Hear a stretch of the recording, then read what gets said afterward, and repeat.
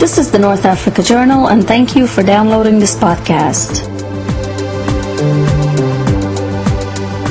For more podcast information and user rules, please visit north-africa.com/podcast.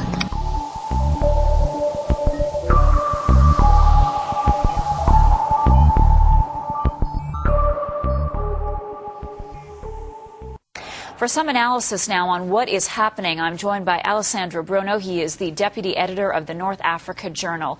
Thanks again for being with us this evening. Let's begin by these protesters. What do you make of them? Are they truly Mubarak supporters or thugs that have been ordered to hit the streets by the government to stir up violence? I think there's a combination of both. There are reports certainly that some of these people were paid to come in from outside Cairo, and most likely also a lot of them are probably police or secret police agents dressed in civilian clothing. But I think there's also a silent group of people, very large group of people that are very afraid of Mubarak leaving. But why protest now? Because up until this point, things have been civilized and fairly peaceful. Yes, there has been the odd incident, but what does this indicate? Does it tell us that Mubarak is digging in his heels and he's not really prepared to leave? I think Mubarak is still, well, he announced that he would be leaving in September, at least lead the country to elections.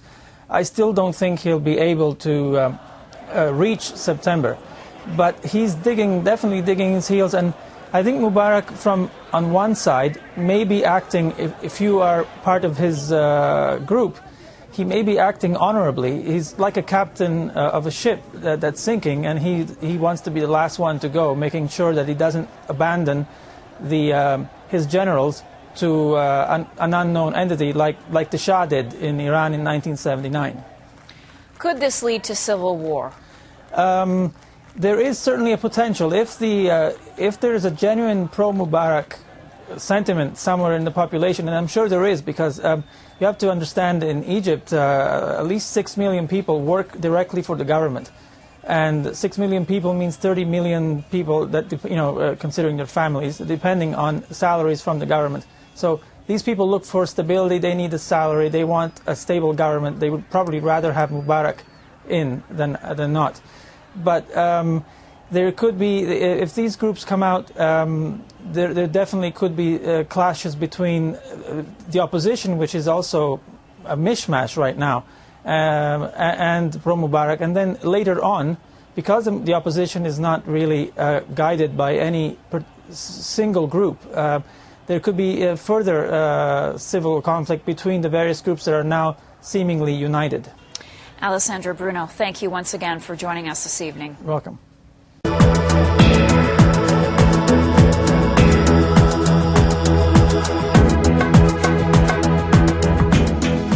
This was the North Africa Journal podcast. Thank you for listening.